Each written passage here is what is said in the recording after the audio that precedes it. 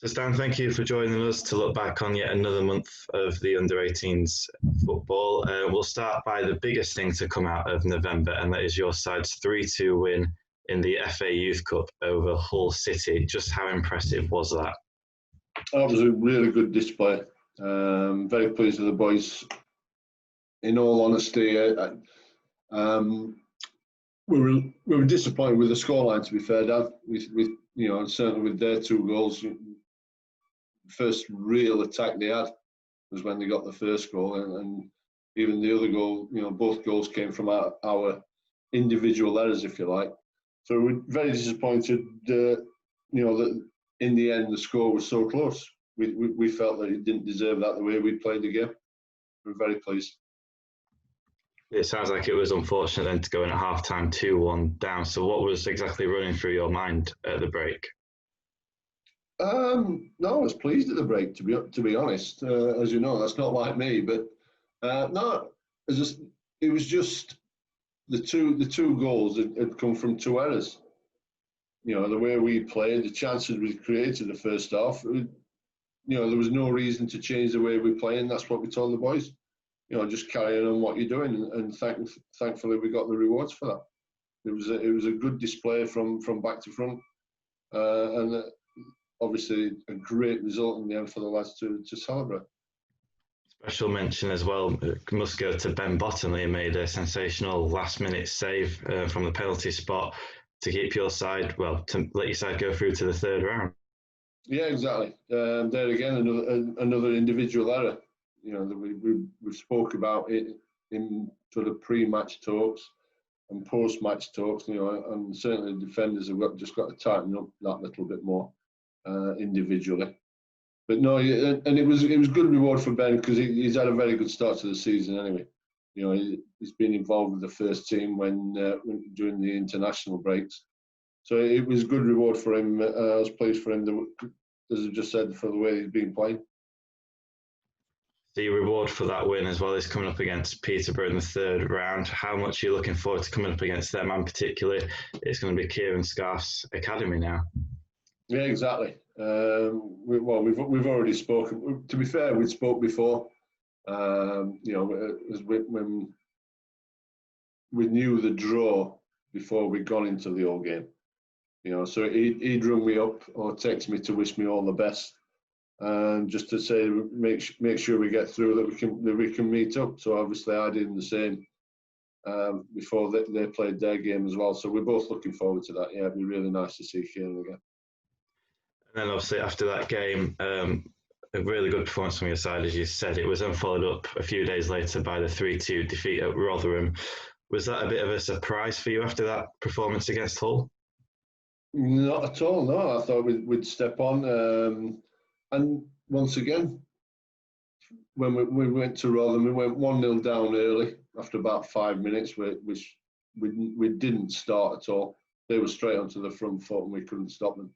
But strangely enough, after Rotherham scored, we started to play. And once again, the first half, other than the first 5 minutes, we're really pleased with it.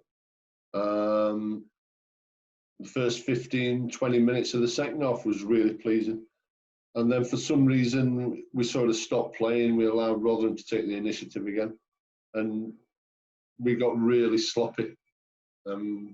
Started to panic and didn't really show any discipline in the game itself. And it was a shock, to be fair. Disappointing and a shock because of the way we've been playing leading up to the last half an hour, if you like. Do you think that was a case of maybe overconfidence from the side? I don't think so, because as I said, we went 1-0 down very early on. So I think that was the wake-up call they probably needed. But, they're learning all the time. I keep telling you, they're only young lads. They're learning the trade, and they're going to get these ups and downs. Despite the results not necessarily going your way throughout November in the league, you've still scored quite a few goals. So how impressed have you been with the attacking players? In the final third, we have looked dangerous. Well, to be honest, probably the early start of the season, we didn't. We were relying on the defenders to keep us in the game. For some reason, that's turned around a little bit. Defenders have got a bit loose, which they know they've got to tighten up, but the strikers have started to look really sharp in and around the box. And there's been some really good link-up play and some good interaction between the strikers. What's changed for them? Is it just that kind of momentum after playing game after game, they've finally got into their rhythm? Well, hopefully, I'll let you know after tomorrow's game. But yeah, I think so. You know, we've worked. It's one of those you identify where you need to sort of improve on in training after watching the games.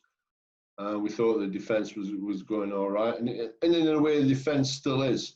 It's just individual silly mistakes, you know, that perhaps you can't copy on the training ground. That, you know, they're aware that, you know, there again, there's no real blame attached to them, because you know, they don't mean to make these mistakes. They've just got to make sure that they're not repeating them. And going back to the latest game against Notts County, how would you describe that game? Because when we last spoke over the phone, you said that it wasn't the greatest first half, but something must have clicked in that second half where you managed to salvage the draw. Yeah, it was. I think it was the tempo. We allowed County probably to dictate a little bit to us, to slow us down.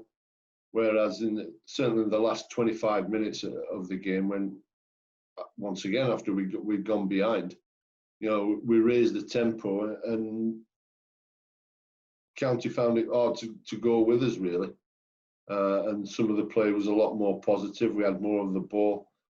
We worked a little bit harder, and that was the difference. And to be honest, and to be fair to the lads, they've sort of carried that on a little bit. But they've just got to make sure they have bigger spells. We're not quite getting 90 minutes out of it yet. You know, as I say, with the Rotherham game, we probably had an hour.